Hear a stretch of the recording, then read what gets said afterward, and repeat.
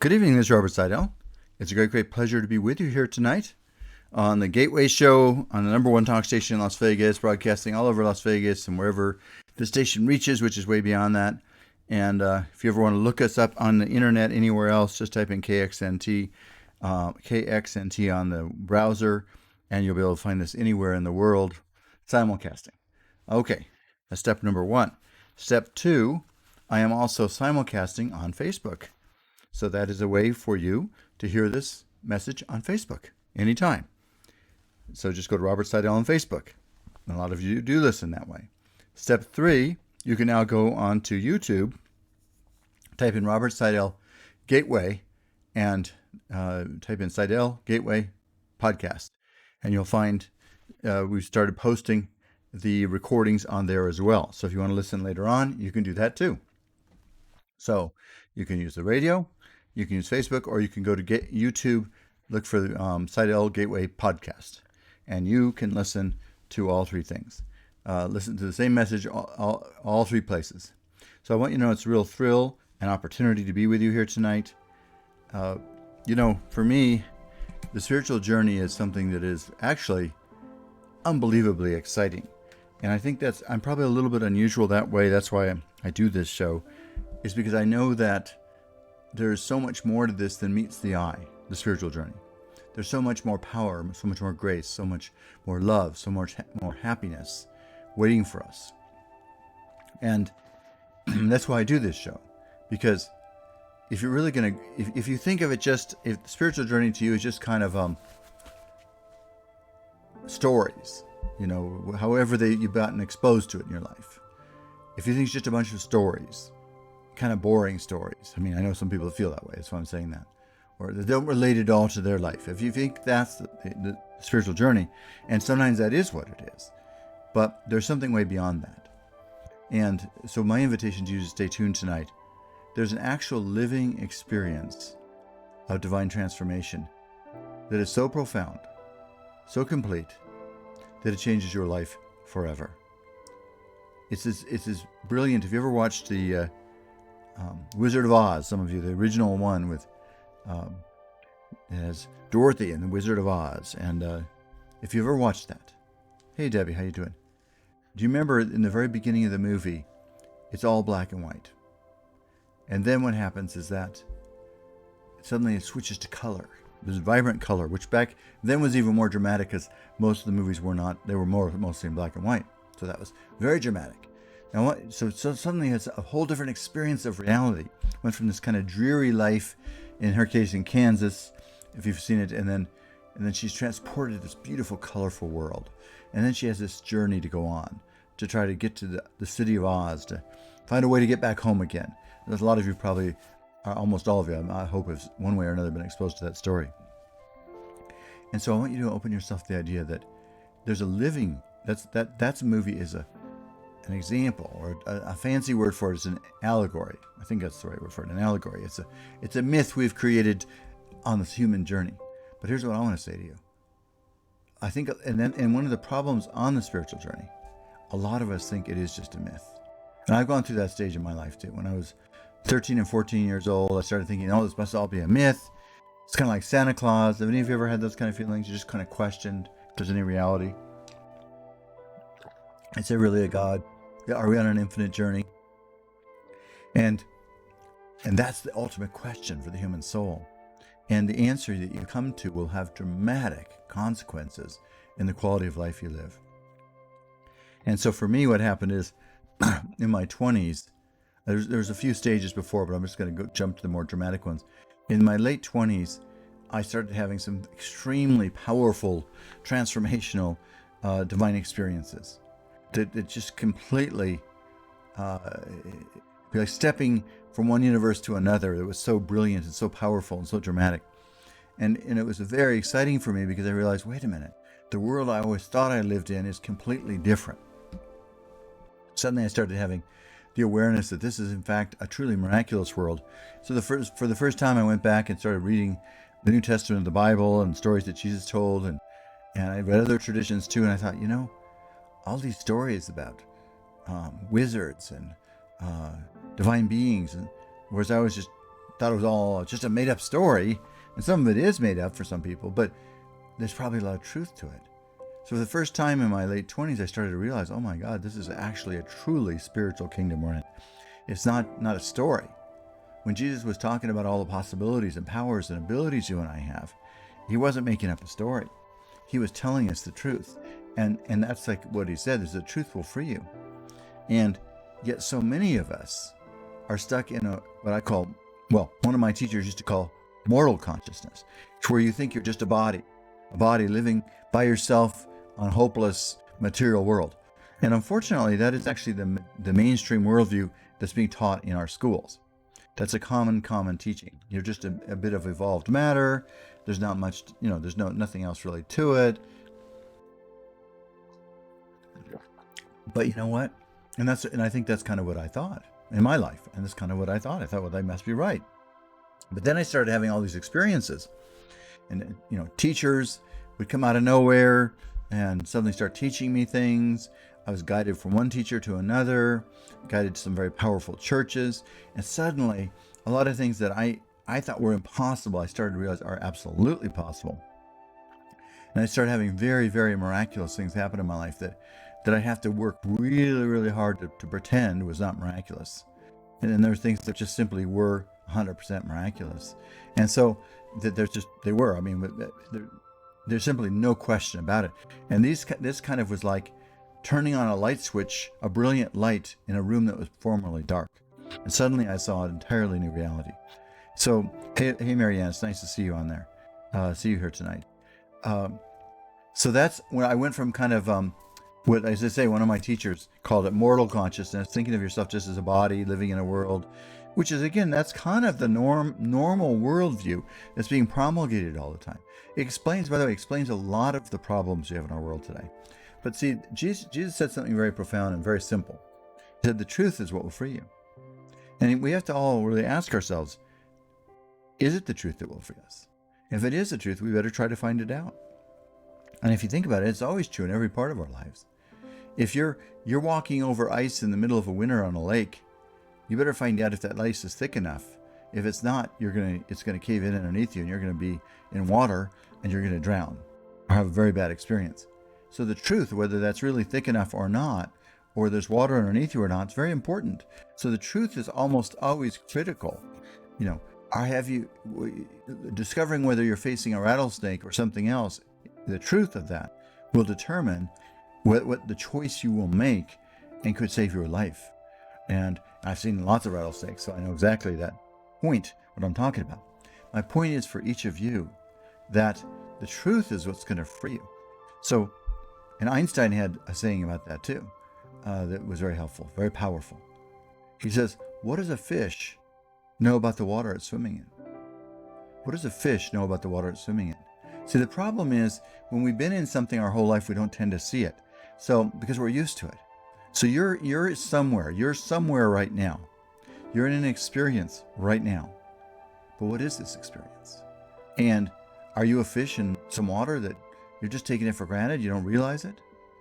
And what happened if one day your eyes opened up and you realized the water you're in, the substance you're in, the place you are is a miraculous place. It's a divine kingdom with powerful spiritual forces. It would change your world completely. So if you've been going along thinking, oh, nobody cares, there's nothing else, it's just me, and there's no hope, and I just happen to be, I'm always stumbling upon different things on the internet, whatever. I won't even mention his name, but I happen to be reading about a well-known TV personality that committed suicide a few years back, about 5 years ago. And in this case, I'm not talking about Robin Williams. I'm talking about somebody different. But it turns out he was quite an atheist. And I say that with no criticism at all. But somehow he never found faith in his heart. And he posted lots of things online about it, this particular guy. And so I started researching. I thought, I wonder. And there were some articles at the time that mentioned that they thought that there was more suicide among atheists. So I looked it up, just was researching that tonight, and there does seem to be a fairly strong correlation. If somebody's active in faith in a church, they're much less likely to commit suicide. And there could be lots and lots of reasons for that. Maybe they have a good family network, a good social network. But my point is this. If you believe you're alone in this world, and you believe that there's no living God that knows you, that loves you, that wants the best for you, if you think you just got to struggle away on your own, life is infinitely more difficult and it's infinitely less rewarding. So the purpose of my show, and so for me, we never know when we make a difference, any of us in our life. I want to tell you something funny that happened and why I do what I do. Something happened. I was at Costco today and I saw a lady, and she likes to give out samples. You've heard me talk about this before. And so this lady always calls me the Miracle Man, just because I gave her a card a couple times that says, expect a miracle. And I'll show you on my screen right here. Anyone who ever comes by my office, I'll happily give you one, and one of my books, The Gateway. But so I gave her that card a while back. And so she always calls me the Miracle Man. So right at the moment she said that to me, I walked over and said, hey, yeah, how you doing? And then a friend of hers walked up and said, she goes, this is the Miracle Man. Hey, Jonelle. She says that about me to her, this lady. I said, yeah, you want my card? It says expect a miracle. And the guy says, yeah. So I gave it to her, and that was a week ago. Now here's a funny epilogue on this story. So today I'm in there, stopping by and saying hi to her, and she goes, hey, guess what happened? I said, what? She goes, the lady got her miracle right away. As soon as she walked away, she said, well, I need a place to live. Right as she said that, somebody walked up to me that also worked at Costco and says, hey, I have a room for rent. Do you know anybody that would like to rent it? So he goes, oh my God, that's exactly what I needed. She goes, that's my miracle. And I talked to her today. She says they've already made arrangements and she's moving into this house. Now, that's what a miraculous world we live in. That's what I want to say to you. That's the kind of world this really is. We don't see it that way. We don't believe it's quite like that. We can't quite open our minds because we can't logically understand it. But that's the message I want to give you. We live in a miraculous kingdom that has infinite love waiting for you. And tonight I want to go into that more deeply, what each one of us can keep doing. Hey, Linda, it's nice to see you. This is Robert Seidel, my friends. They're listening on the radio. This is the Gateway Show. I'll be back in just a moment. Stay tuned, and if you're on FaceTime, I'll stay with you right now. Facebook, stay tuned with me, and I'll stay with you. For those on the radio, I'll be back in just a moment. This is Robert Seidel, the Gateway Show. So that was the great revelation in my life, is that we aren't alone in this world. There is a divine reality to it. And I'll give you another famous person that discovered there was God. There was one of, I think it's what's his name? One of the astronauts that, let's see if I can find this real quickly. One of the astronauts that went up to the moon, on the moon flights, had gone up there, basically an atheist. He was kind of imbued with a scientific worldview. Let's see, Noetic. Edgar Mitchell, I think is his name, Noetic Institute. Let's see, founder. Anyway, what happened is he had never really, Edgar Mitchell. I had a chance to meet him once and talk to him. And this guy that went to the moon. And what happened to him is he went up I had a brother just like this. So he was kind of a scientific, kind of a logical guy. Couldn't really wrap his mind around God very much. He really thought it was a nice story, but probably not real at all. So he's in the space capsule. And he's looking back at the Earth. And he's looking at the Earth, and suddenly this huge wave of love comes over him. It's something he'd never experienced in his whole life. And suddenly his entire reality view changed. He went from thinking that there's no God, we're just by ourselves in this material world, again, the teaching that's being taught in our schools today, to suddenly realizing, wait a minute, this is a spiritual kingdom. Now, he chose to form this institute called the Institute of Noetic Science, which is a study basically of spiritual phenomena. Okay, we're about to go back on the radio.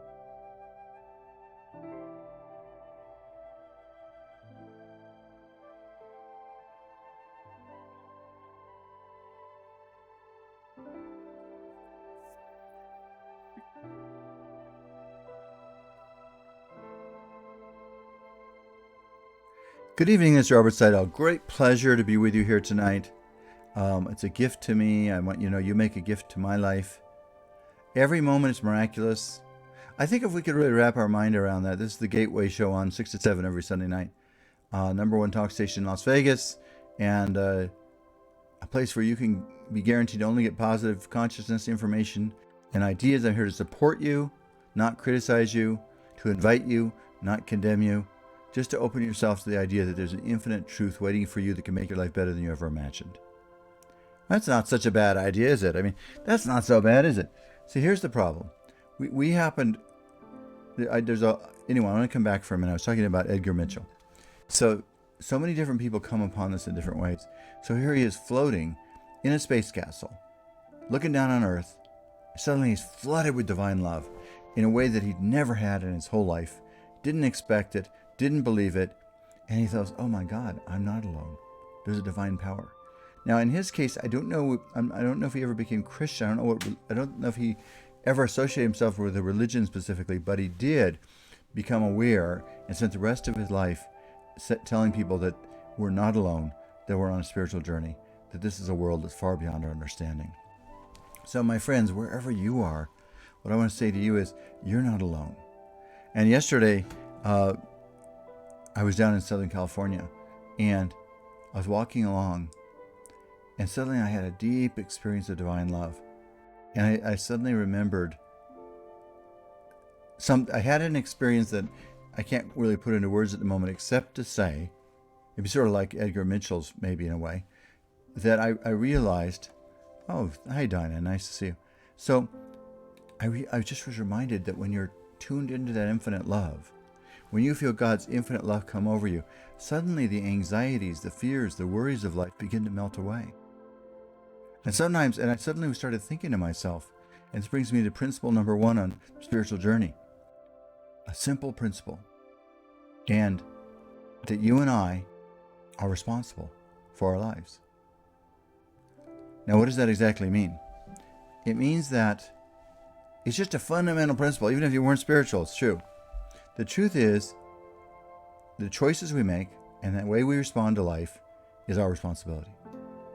And the choices we make and the responses we create will weave our destiny on this earth. Therefore, we are responsible. And even if we find somebody else to blame, and sometimes we might be victimized by somebody. Somebody could victimize somebody. I'm not saying that can't happen.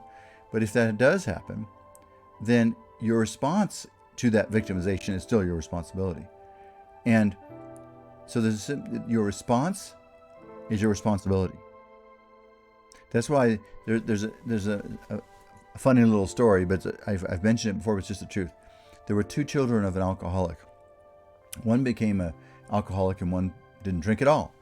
And so psychologists were kind of interested in this story, and so they interviewed the 2 kids, the 2 children, and said, well, what do you attribute this? I mean, you have different stories. I mean, so they interviewed the first one, who was an alcoholic, and he says, well, my parents were alcoholics. What do you expect? I mean, I guess I just got some bad habits and I became an alcoholic. Well, that sounds reasonable, right?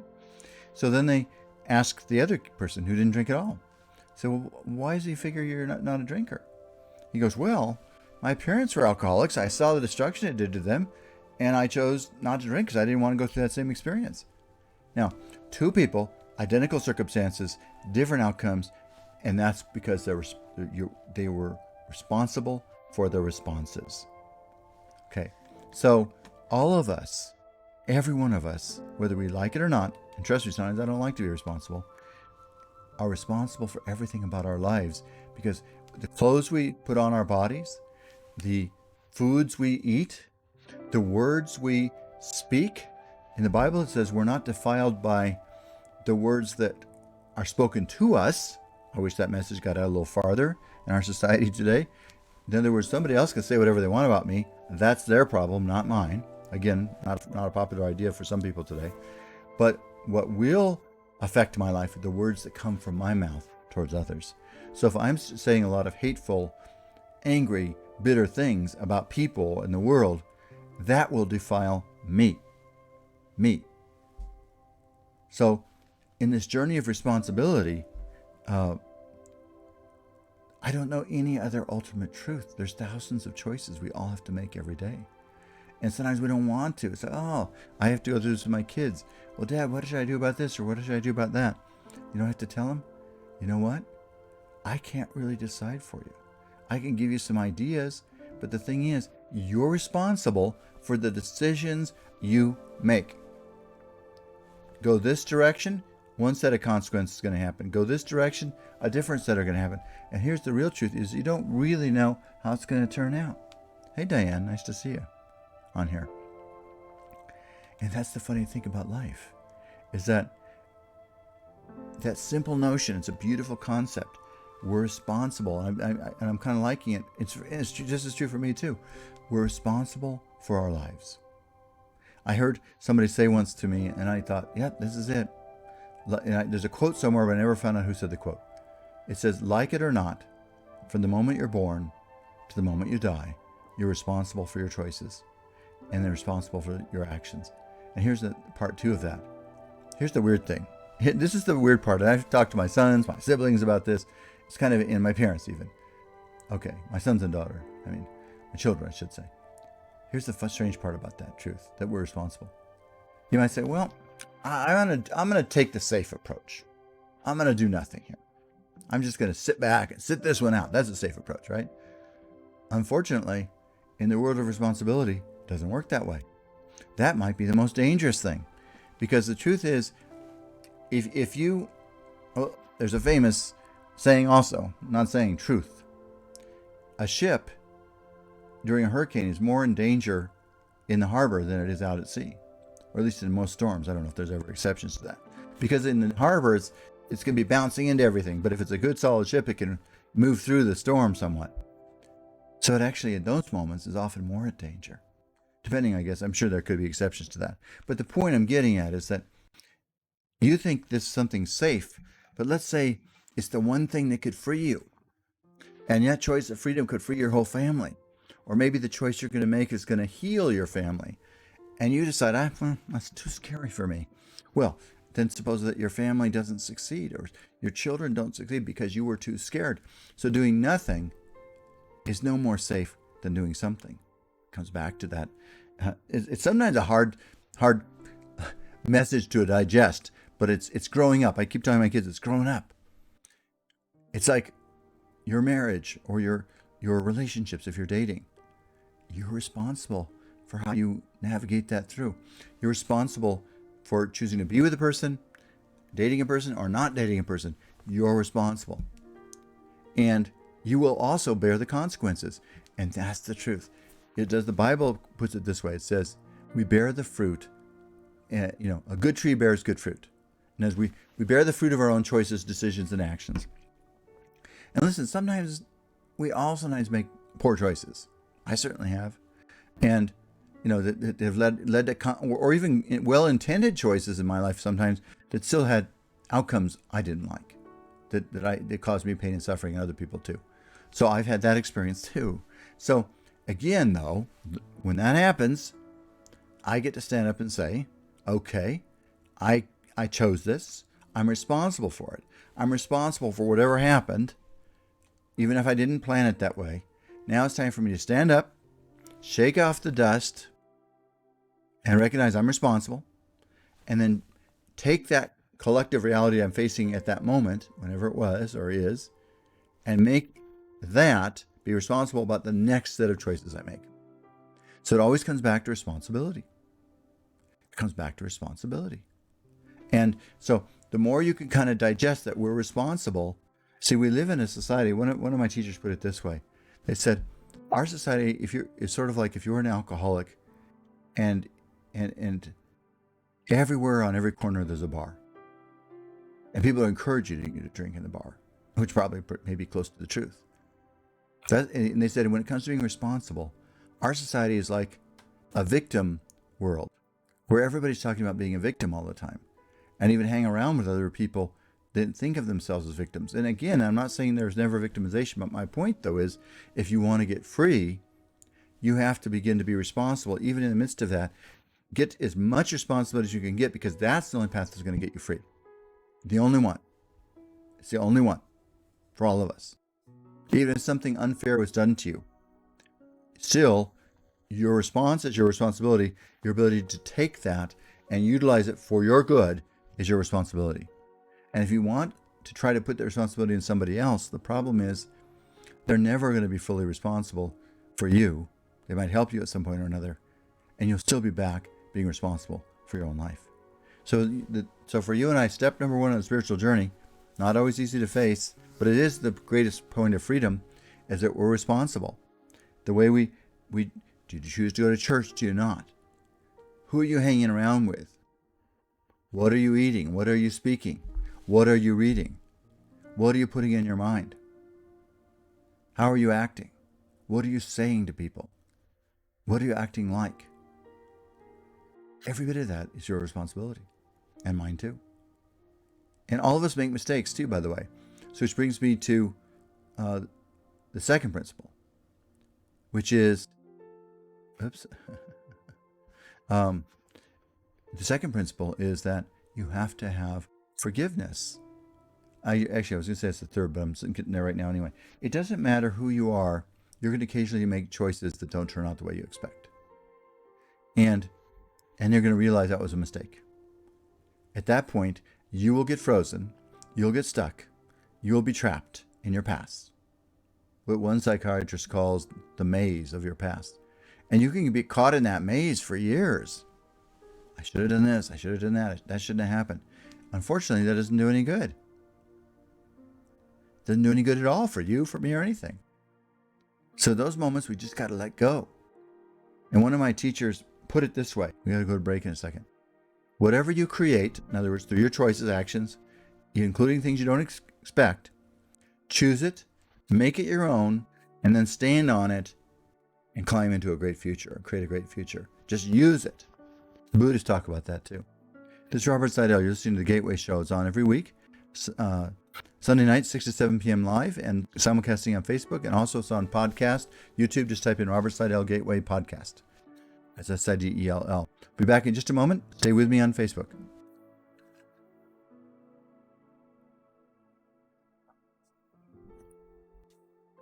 So, my friends, it's true for all of us. It's true for choose on what you focus, right, Andy? That's the bottom line. Our energy goes where our focus, our energy flows. What's the saying? Our energy goes where we focus. Focus determines where our energy goes. I'm not saying that quite right, Andy. But wherever we are, though, every human being alive has made choices, that didn't turn out the way they want. And every human being alive, when you were young, learning to walk, guess what? All of you fell hundreds, if not probably thousands of times. But luckily, when you were very young, you didn't care. You're just falling. You just kept bumping your head and doing things. Yesterday, I had a client in my house on Friday, and he had a call from his son, and his grandson, little grandson was, let's see where we are in time here. His grandson was playing around and fell and hit his lip on a table and literally cut all the way through the lip. And so then they sent us pictures. It wasn't a case in this case. It was just, and he went all the way through his lip. But then they got stitches. They'll stitch it up. He'll be fine, I'm sure, because he's very little. And they heal. And so there's lots of chaos in this life. Lots of things don't turn out. You get on a bicycle. Sometimes you fall. You had the best of intentions, and sometimes it still goes completely south on you. So you're responsible, just like me. We may not want to be. But you can forgive yourself. Say, oh, I screwed up here. Got to let it go. Surrender to God. Apologize to anybody you've hurt. And ask for forgiveness from God, whatever has happened. And just begin again. That's all you can do. And don't get stuck in a story of the past. Because if you get stuck in a story in the past, you'll throw away your life. That's what each of us has got to remember. I'm telling you. All of us. And forgiveness is your way out of that trap. I truly believe forgiveness is one of the most miraculous ideas that's ever been created. Think about that.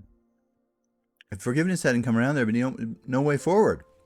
By the time you're 20, you'd have all these things that different things or mistakes or things that have happened, you'd be trapped.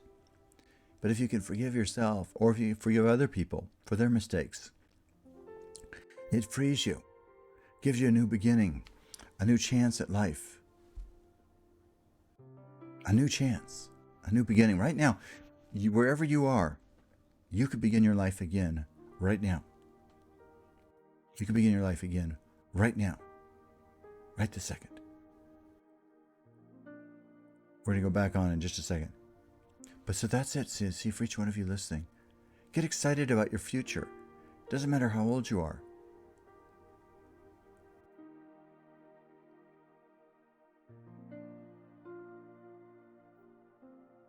We're about to go back on the air right now.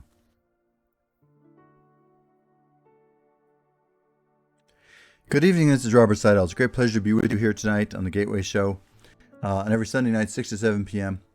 You know, my friends, spiritual work, I call it work, but I think it's a form of play, bears great fruit in our lives. And maybe not the fruit you think it will, but actually it is on almost every level.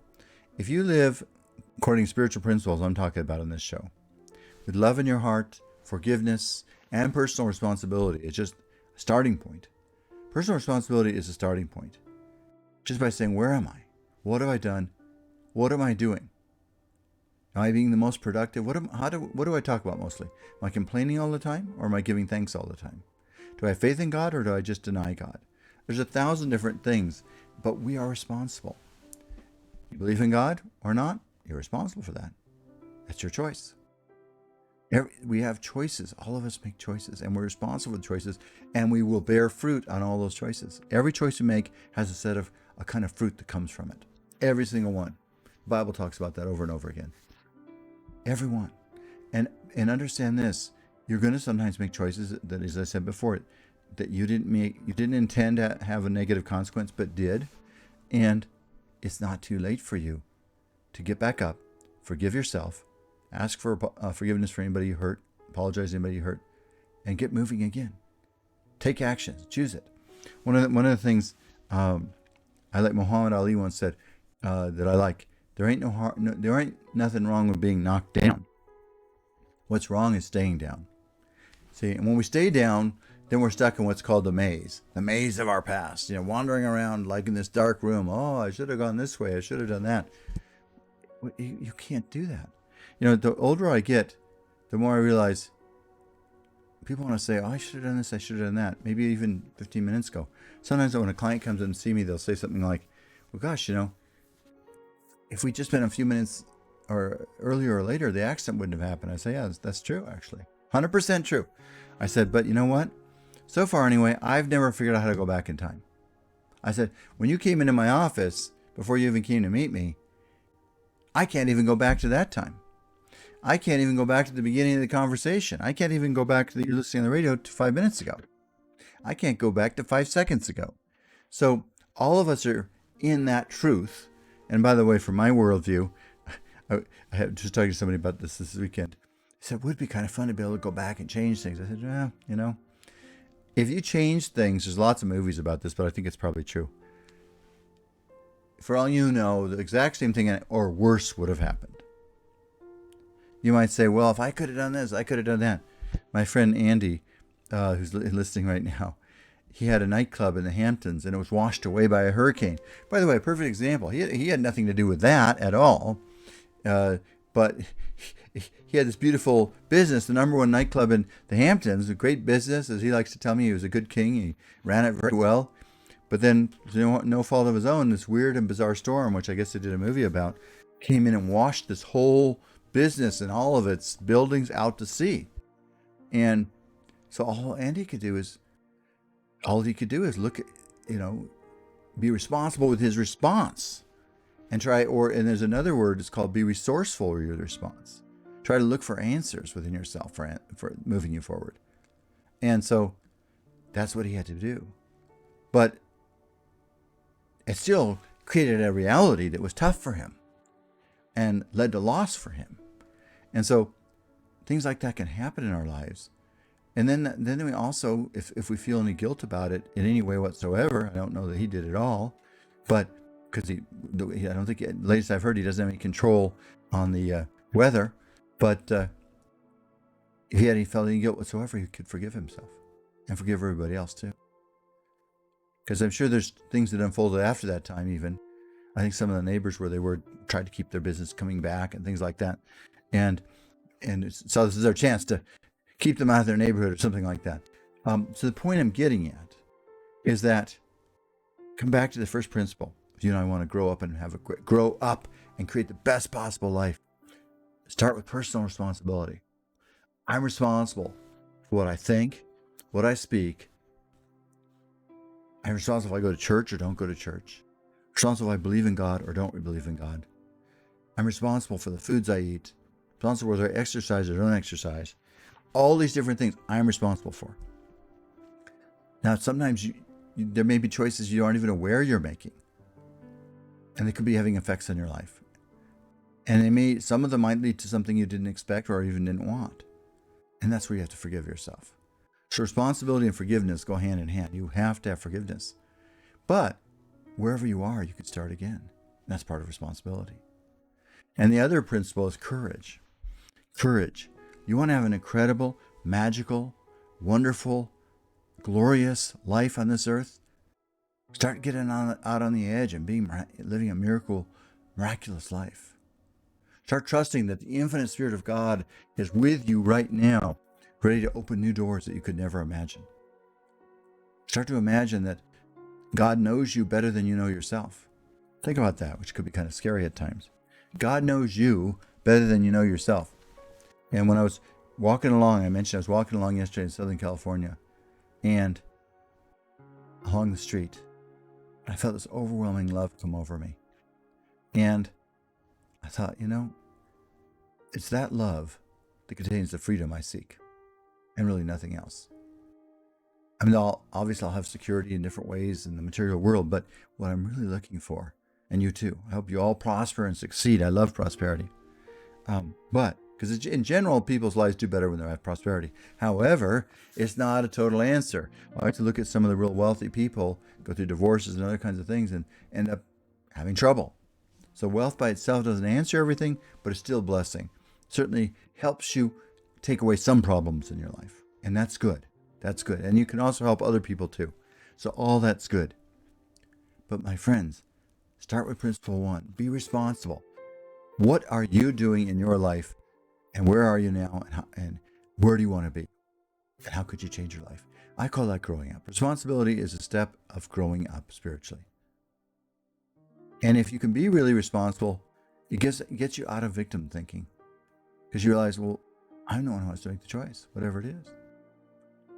Nobody else can make it for me. Sometimes I'll find myself slipping into victim thinking. And I realize, wait a minute, that's not productive. Sometimes we can feel victimized. Oh, look what they're doing. Look what they're doing. This isn't fair, etc., etc., etc. But you know what? If I could say, okay, but I'm responsible. I'm choosing to be in this story. What different choices could I make? And where would they lead? We happen to be in a very free society. It still is. And hopefully it'll stay that way. What choices can you make today to take action in the direction of your dreams? What direction can you go? How could you move your life forward? What choices could you make today to begin to discover new possibilities?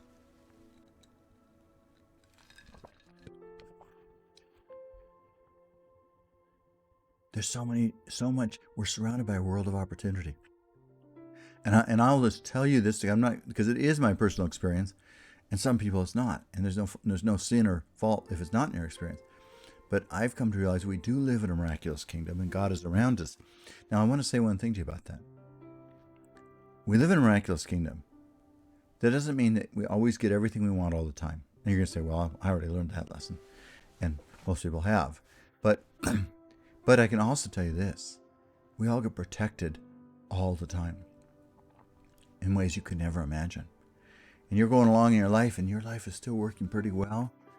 And what you don't realize is your life has been saved countless times. So dare tonight to open your heart to God's infinite love. Dare to open your soul to the wonder and perfection of reality. Dare to open yourself to the idea that this reality is 1,000 times more miraculous than you think. But whatever God is so far beyond our intelligence. God's not going to always resolve everything for us at the moment we think it should be resolved. And there could be 1,000 reasons why that's true. Maybe God says, I would love, my personal feeling is God would love to see all of us spared the pains we go through. But God also knows that sometimes those pains will cause us to grow and mature as people. And I know this is true because I look at my own kids. Let's say I could spare them every single thing. Would I really be doing them a favor? They've got to grow and assimilate and begin to make choices in life too. So what makes you think God's any different? He looks at you and I. And that's why I always say, forgive me, God, for any suffering I've created for you through my own choices. I have no desire to cause any unhappiness for God. And God has blessed me so much, so richly, so wonderfully. And that's why I do this show. I do this show very simply. I want you to know the infinite love of God and let your life be transformed into, as much as humanly possible, a heaven on earth. And you might say, well, is that really what God wants? I would say yes. Jesus told us all sorts of ideas. In Mark 11:22, he said, whatsoever a man can dream of and ask God of will be done for him if he can believe, not doubt, and also forgive everybody he has a grudge or condemnation upon. He says you could actually say, move to the sea, to a mountain, and it would move to the sea. Now, I don't know how many of us have ever succeeded at that, but nonetheless, it said that. And that's right in the Bible. It's in the Gospel of Mark. So this is not a New Age or some other teaching. But how many of us take that seriously? And then maybe they say, well, yeah, that was easy for you to say, Jesus, but we're not like you. But he said we are like him. That's the most amazing thing, at least in some ways. He said that we can do more things than him. So let's dare to open ourselves right now to a new beginning, a life that's so happy, so joyous, that you will be stunned. You'll wake up in the morning and think, I can't believe I'm so lucky. Can you imagine that? Can you imagine that story? Oops. Hold on 1 second here. Can you imagine letting your life just begin to soar into new possibilities? New magic, new wonder, and creation? Okay, this is Robert Seidel. We're going to go to break. This is the Gateway Show. I've got Reverend Ernie here with us. Janet might be here. I'm not sure. I think she might have had a conflict. But anyway, Reverend, he'll be here right when we come back from the break. We'll be back in just a second. And stay with me on Facebook.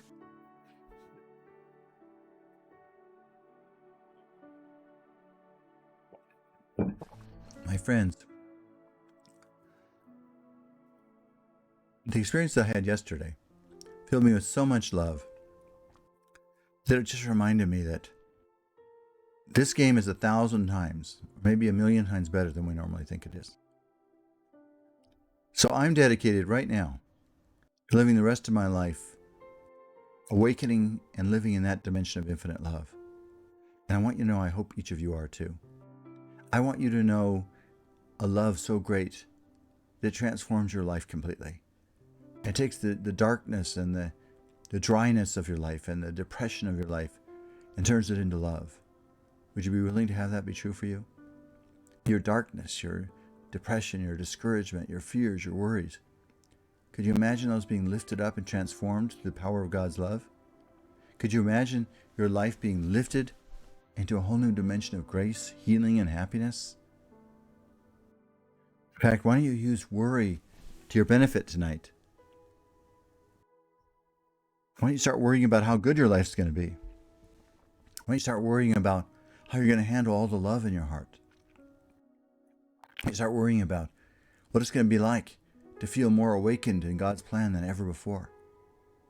Why don't you start worrying about how you're going to explain that to your family, that infinite love? Start worrying about that kind of worry.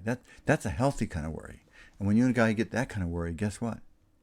Then we are really walking into a wonderful, exciting future. Think about it. If you start worrying about, what am I going to do when I'm filled with so much love? How do I live my life like that? Doesn't that sound like a better thing to worry about than what we normally worry about?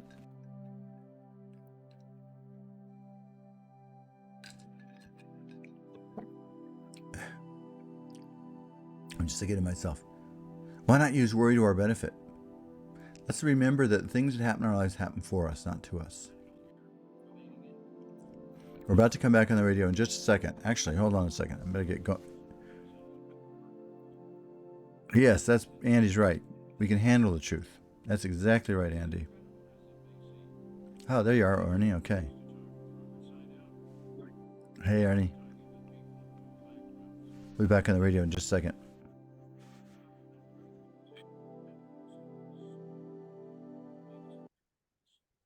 I'll be back in just a second.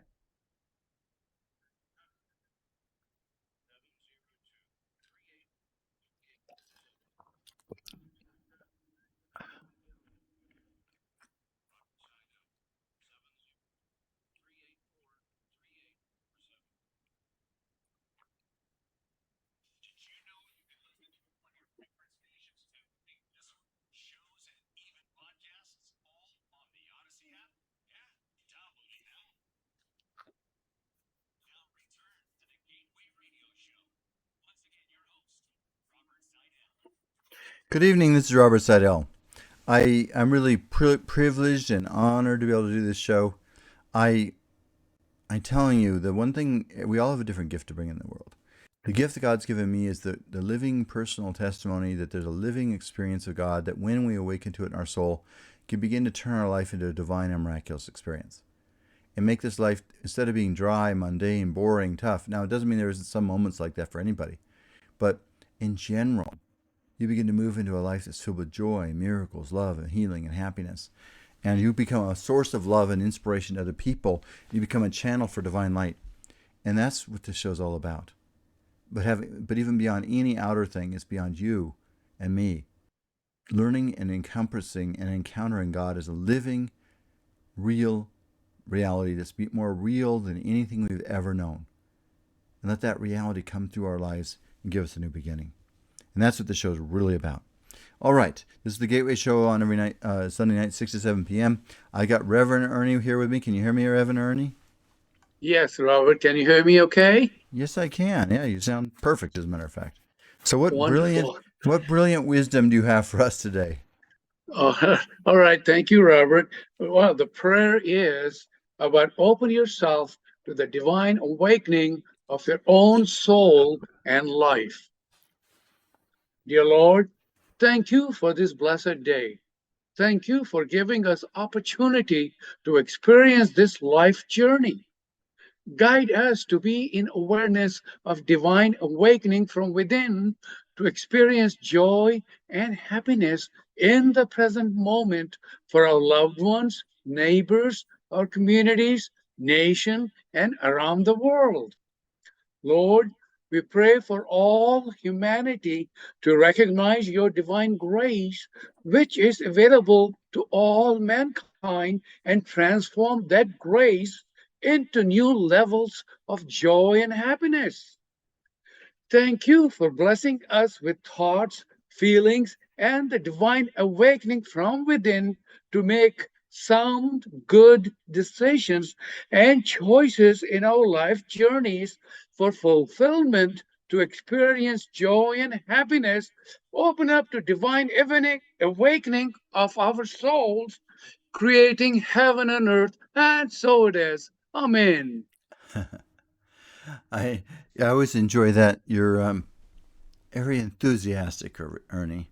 You put a Thank lot you. of enthusiasm into that. I Yeah. you know, that's the thing. I think you and I have this inner feeling, and that's suddenly it hit me yesterday that what I really want to share with people is not religion. I mean, religion's great. I mean, I'm not against religion at all, but I want to experience a living experience of God's love because God's love goes beyond religion. God can touch anybody. Oh, Dinah says that's wonderful, Ernie. Uh, so you got all these people that love your prayers, Ernie. But Thank you. Thank the you. the thing is, Ernie, if we really that's what, again, I just got hit by this yesterday. If we start to become flooded with that infinite love, and suddenly the things we've been struggling with start to seem different. They don't burden us as much because we don't have to carry it all ourselves. So how do you find yourself? How do you connect to God? What do you do to try to connect to God, Ernie? Well, I tell you, as you said, through awakening, wrong from within, the awareness and awakening, and just before I got on your show at 6 o'clock, I was at the gym just before then, and I was in the sauna room, the dry sauna, and fortunately, it was very, very what you call quiet, and there were only like 3 or 4 people sitting in the sauna. I was meditating there for 15 minutes, which is wonderful. That just just focus and just be be there. And it was wonderful that I could meditate and and and get into my awareness, as you said, the awakening part of the God within. When you meditate like that, does it make you feel peaceful? How does it make you feel? Oh, it does make me it does make me very peaceful, and it also comfortable, and also I can spread my joy or my enthusiasm around, spread the love around people surrounding me. There are like 3 or 4 people. That's wonderful. Sunday is very light, very few people in the jacuzzi, I mean, not in this dry sauna. So it was very good. I enjoyed that. And then they get ready, then get back home, get on your show, get to hear you what you had to present. We never know when we're going to make a difference to anybody. Like you might have heard me talk about it. Maybe you heard me talk about it earlier, but I handed this miracle card to a lady at Costco, and literally just minutes later, somebody walked up to her, and she's looking for a place to live, and to her friend, and just both of them were standing there, and they said, "I'm looking for somebody to rent a room. Do you know anybody that might be interested?" Well, that's exactly what she needed, and she even said to her friend, "Hey, I just had a miracle right now. I just had that miracle. It just came in." Well, so I wasn't around, and it's just the way it is. But you know what? Um, we don't know what effect we have on people. I mean, if nothing else, I just got that lady to be a little more open-minded and expect good things. But when we do these prayers, when we're doing this, Ernie, you and I are helping prime people. Tony Robbins calls it priming. Prime them like you prime a pump to accept miraculous good. Right? Right. That's what we want. We want amazing good, new doorways to open for people. In fact, I almost, and I want to say a little short prayer because Janet's not here tonight. She had to do a wedding. So, my friends, I'm going to say a very short prayer. Heavenly Father, in the name of Jesus Christ and the Holy Spirit, all that is good, we pray that thy infinite love might rain down upon this earth in a new way. We had a very rainy winter. How about a season of the world where your spirit rains down upon us? We want that. We seek it, at least for the people that are open to it. We pray that your infinite love, I pray right now that your infinite love touch each person listening, anybody who ever listens to this program, and anybody anywhere who seeks you, God, that a new dimension of love awaken in all of our hearts, that we begin to walk into a future better than we ever dreamed possible.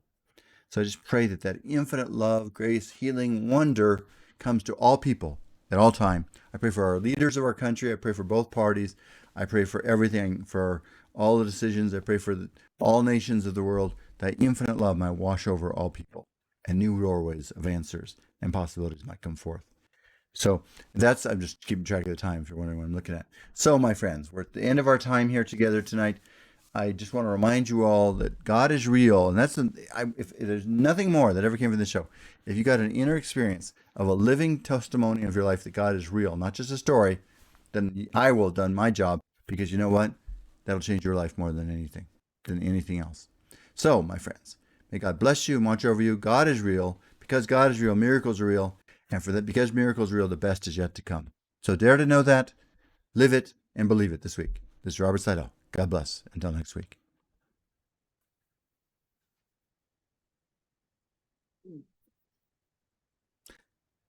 Let's see here.